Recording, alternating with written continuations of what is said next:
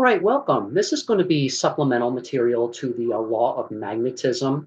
So my purpose in making this recording today is to provide some visuals and just start the conversation about what is it going to take to start implementing universal basic income and how to organize that from the bottom up, from the ground up, from kind of like a grassroots perspective.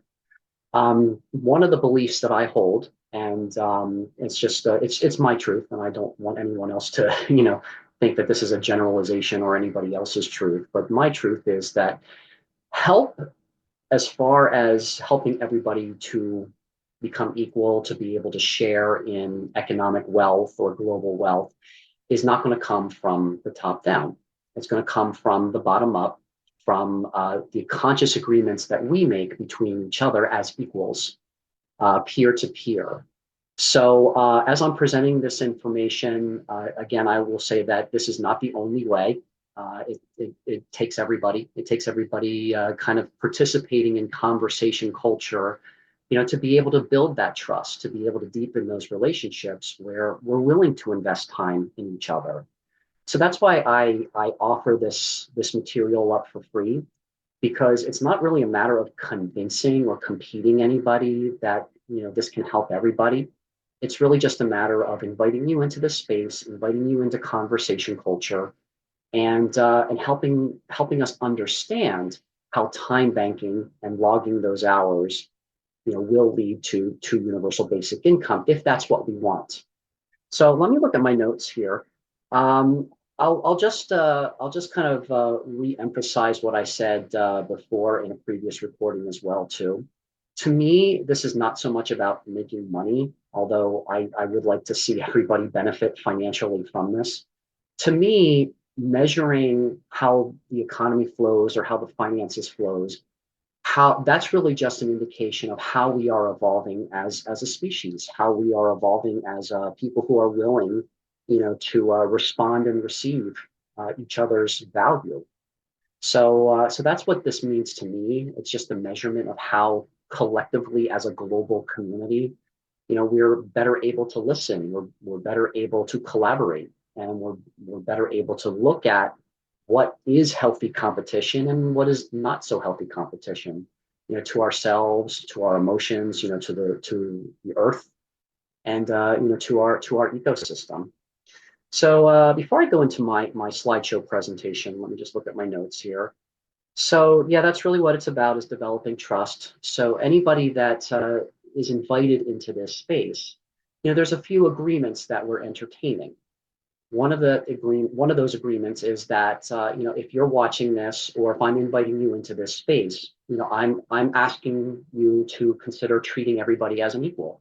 So even though I'm presenting this material, I'm the steward of this material. I'm not the expert. I'm not the authority. I'm inviting you into this space under the understanding that what we are talking about is creating a banking system where everybody is entitled to the $1 investment that compounds upon itself 20 times. And that's based on effort. That's based on time invested. It's not based on the subjective judgments of people trying to compete in a competitive market, in a competitive ecosystem, and purely on driving profit. So there may be people who come to the table who do have that interest, and if that is the case, we'll talk about values. We'll talk about being explicit about this. But if you're watching this and if you're sharing this, I encourage you to have conversation around it. And again, it's not about making a decision. It's not about convincing. It's not about propagating anything. It's just about inviting others into the space and asking, what do you think? What do you feel? Is this worth investing your time into now that you understand it better? So so the reason why I started out with talking about living library in these natural law conversations is that it helps us to engage in collaboration, engage in what I call conversation culture, so that it's not about debate, it's not about invalidating someone else's truth. It's about investing the time to see if you want to invest more time in partnerships, what I call equal partnerships. So I started out with that, with the living library, because that kind of creates the vehicle and the container to explore what I'm going to go over here today, which is about growing the living library and growing the time bank 1 hour at a time. So what is worth your time? What is worth exploring for you? Then I went into a little more of the mechanics between time and money and how the time bank comes into play. So I'm going to be exploring that here in this recording and on future recordings as well too, about how really what the time bank does is it just tracks how and where and with who we are spending our time with. So it's about transparency. It's about a little bit more openness, so that every hour you spend in a living library or in a time bank is tracked. And that's going to help change, the infrastructure of banking. It's going to actually change central banking to decentralized banking, where we all have agency, where we all have a say in the flow of finances and money. So the reason I started out with living library culture or conversation culture is so that you can get to know somebody, so that you can both decide, you can co-create whether or not this relationship is worth deepening.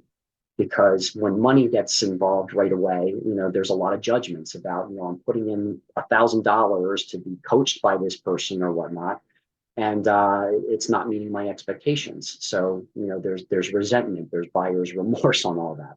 But in living library culture and in time banking culture, where you can invest what you want when you can, and there's no pressure around that, then it's a matter of deciding for yourself. Who do you want to invest more time in, and who do you want to set boundaries with, where you know they're not bad people, but their values are not aligned. So how do you invest enough time to say yes and when to say no? So that's what this is all about today. So I'm going to go into my slideshow presentation here in a moment. But I talked a little bit about what I call psychological DNA. And what that really means is, how I'm going to show the graphic here in a moment, but really how we're coming to a conversation. So we're so used to being in this system that is competitive. It's about convincing. It's about being right. So we're going to change that by being in living library culture, and we change what I call the psychological DNA, where it's not about getting to the thing. It's about deepening the relationship and understanding. It's listening more to understand rather than listening to interject. So I'll show my slide here in a moment. Okay, so here we are on our title screen for the law of magnetism. So I'm going to start with this page here, and this is a page that I had featured in the law of correspondence. As above, so below.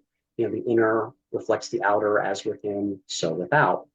So I'd like to use this metaphor of cellular division or cellular mitosis, in that all the cells are equal. They all have a function. They all have a purpose. So when I talk about psychological DNA, what I mean is being able to participate in collaborative culture, in conversation culture. Now, being able to participate in that kind of conversation, like we've been having with these natural law conversations, it's very uncomfortable when your intention is to get somewhere or to do something or accomplish the thing or get things done. It's very uncomfortable, and I understand that. My experience with these conversations is when you're in an environment where it's about everybody participating, it's about ongoing inquiry, it's about listening to everybody's perspective. It changes the tone and it changes the environment.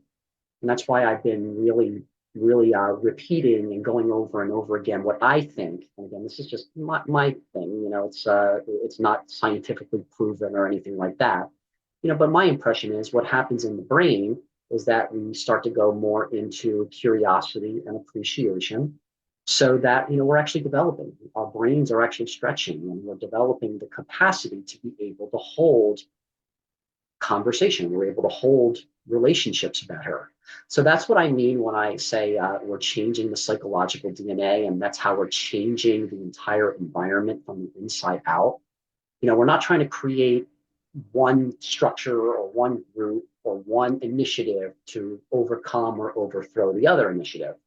What we're doing is we're just doing things a little differently. We're playing a different game, and we're starting to grow that from the inside out.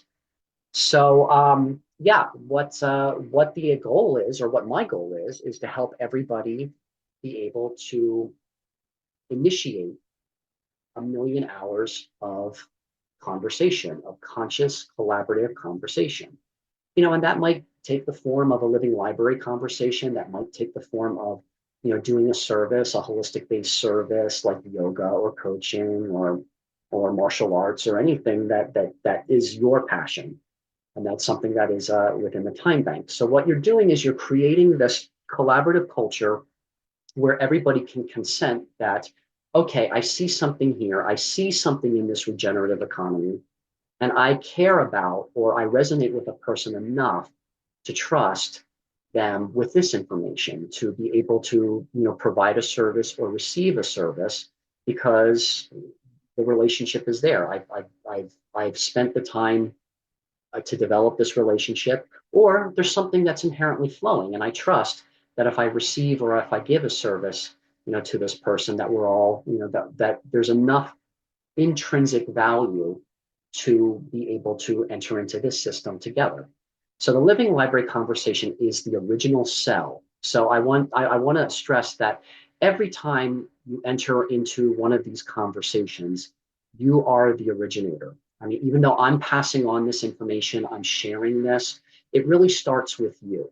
And that's what reboots the system, every single time somebody has a time bank exchange or somebody has a living library conversation. So this is kind of like the model. This is what I call the 2x2 algorithm. So if you are, let's say, the reader of the living library, and you ask two people to come in and have a conversation for an hour, and all you're doing is just practicing reflection, practicing, repeating back or reflecting back what resonates with you, what you appreciate about what the storyteller is talking about. If you're asking clarifying questions, you're playing the role of the reader. And so if you can do that for an hour, and that's kind of what this whole, program is kind of really helping to set you up for success on, how to be a reader and how to be a book, how to be a speaker. So if you spend an hour being the reader and you spend an hour being the book, that's two stories that have been generated. And if you can encourage others, to do the same, that will turn into 4 stories, and that turns into 8 stories. So I go back to the question that we asked in back in law of gender, where what if each story that we use to describe our current situation or our past or where we want to be, what if those were ours? So the goal is to have a living library conversation for an hour. Well, there you go again. So you are the catalyst. You are what I call the original cell. Where the sperm meets the egg, because you're practicing being both a reader and a book, and that's how 2 hours become 4 hours, because others are paying that forward and being involved in collaboration or in conversation culture, and that divides out like the original cell in cellular mitosis. And eventually, when you get to the 20 degrees, or the 20 generations that we talked about in ancestral mathematics, you're looking at 1,048,576 hours. So in a previous conversation, we talked about, well, what if, because if you go back 20 generations, it took 1 million acts of procreation just to make you. Well, what if you could kind of ESP or or send a mental message to each one of your ancestors to just take $1 and put it in a bank account for you to enjoy, for when you come of age and when you're ready to steward or nurture or go out on your own mission, whatever that is. So that's $1 million. Well, this this this idea, and the idea that I'm asking everyone who feels compelled to be in this space to nurture, this idea makes that a reality. So we're going to go with that. We're going to go with that analogy, that metaphor of the cellular division here, and we're going to go a little deeper into that about how do we practically start to create the relationships where everybody can enjoy the $1 investment that compounds upon itself 20 times, which is 1 million, 1 million, 1 million hours. And again, just to do the math, what you're doing is, and this is where it becomes a conscious agreement, if that gets set in motion, you are the one, you are the one responsible, for paying that forward. And your efforts will lead to taking 120 years, if you divide up a million hours, divided it up, it's about 43,691 days. That's 120 years of time that you're taking out of this competitive culture and reinvesting it in the collaborative environment. So that is the power of interdependency apart from a hierarchy where we're really treating each other like equals. So again, that's playing both roles in the living library conversation to develop the relationship. So so what does it make possible?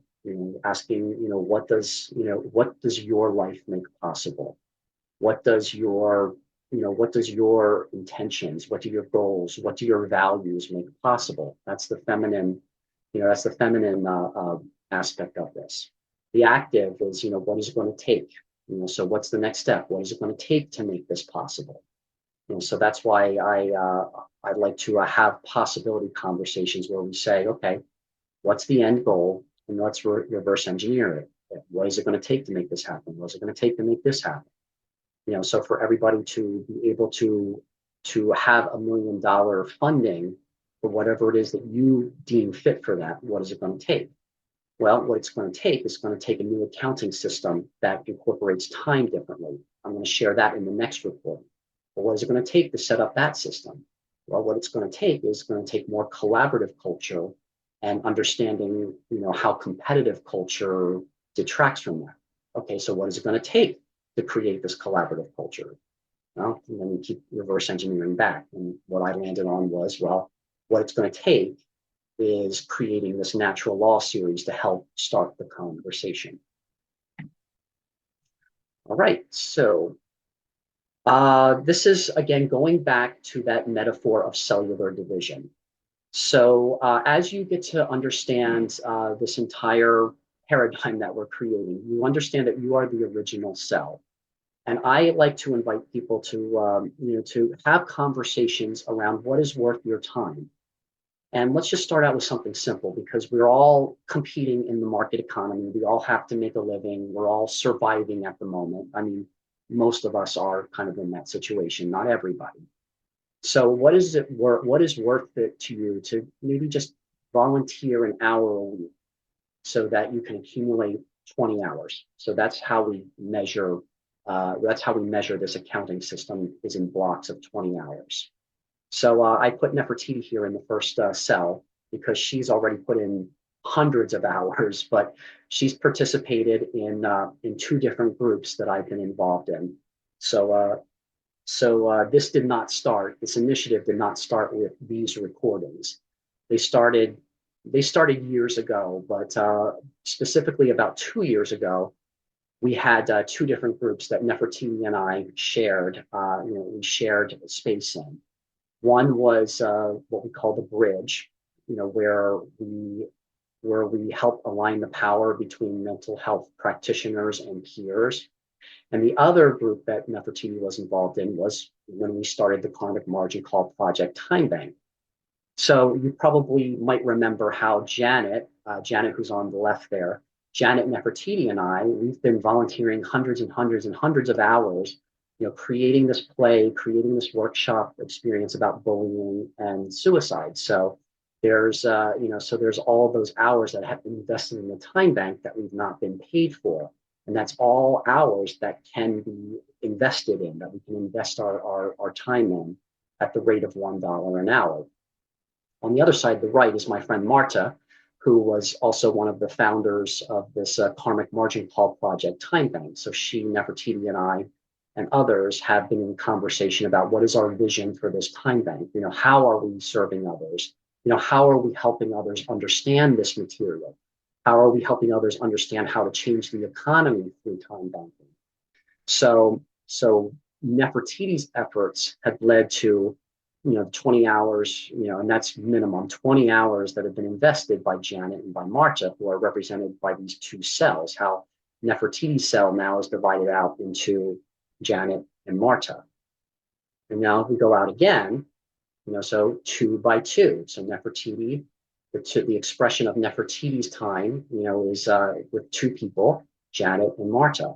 So you look on the left here, Janet, you pay that forward out, and for 3 years, these are members of our bridge group. So there's Gary and Lynn, who you can get to know in the 2 by 2 algorithm, where we've had these conversations that are recorded, and we are role modeling how to continue this conversation culture.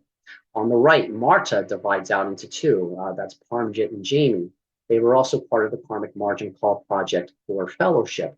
Where we also have recordings in the 2 by 2 algorithm material that also helps to understand the conversation culture, where we learn that there's a business aspect to it, there's a legal aspect to it, there's an educational aspect to it. So there's those conversations that are available that you can view as well too. And these are all services that you are providing every time you watch these conversations that have been recorded with these people here, on this graphic. So that divides out again too. So I have graphics of people here from the database, but we'll put people that that you have probably seen here in this conversation with the natural law and regenerative economies. So, there's Randy, Mimi, Ray, and Tina on the left, all of whom have been participating in these conversations. On the right, you've got Jared, Melanie, Trey, and Kylie on the right there. They're all involved in this conversation. So, with natural law and the regenerative economies. So as you are watching this as well too, you become part of that cellular division. So what's happening is, we're putting in that time, listening, responding, asking questions. Again, really exploring what is this that we're actually doing. So here's the pyramid again.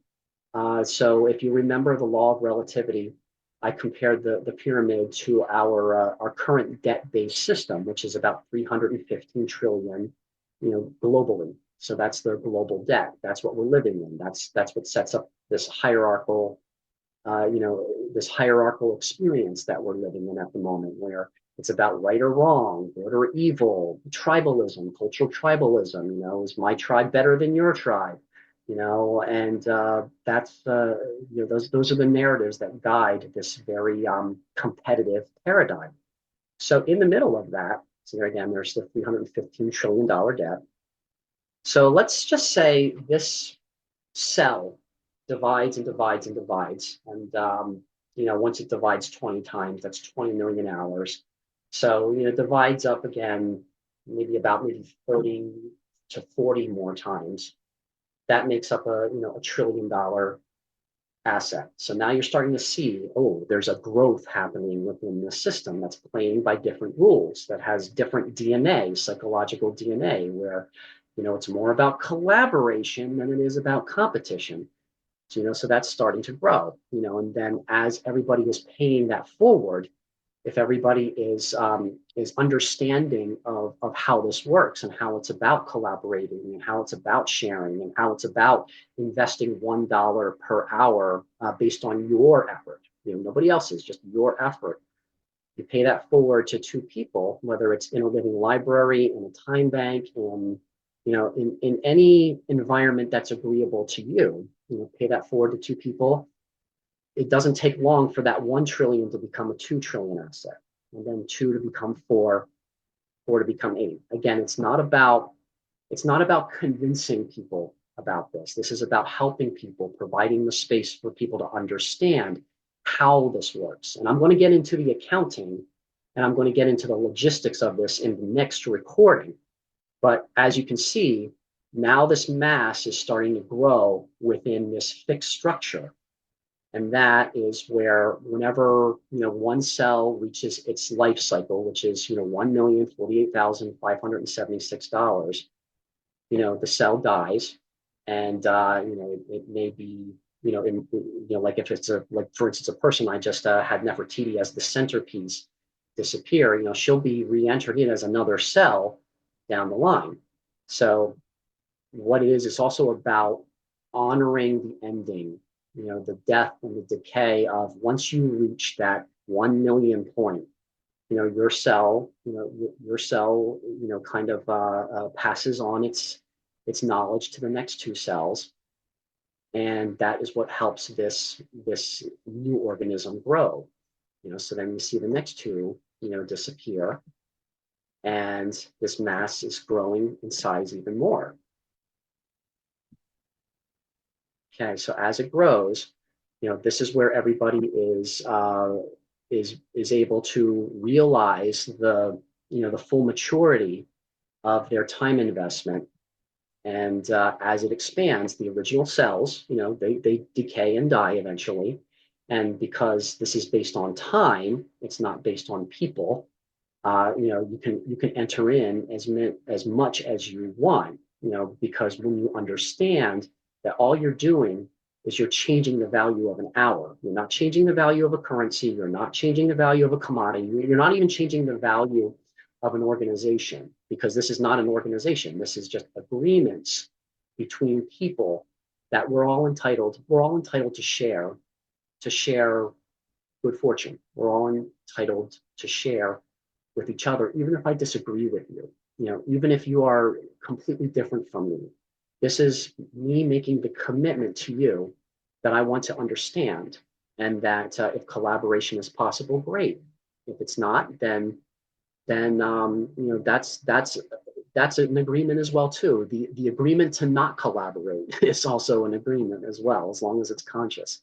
So what happens is the cells continue to grow out and keep growing out until it's potentially 25 times more than what the current debt-based system is currently valued at. So there's 5 quadrillion hours. I went into the details about that in previous conversations, law of cause and effect. So that's what we're building here.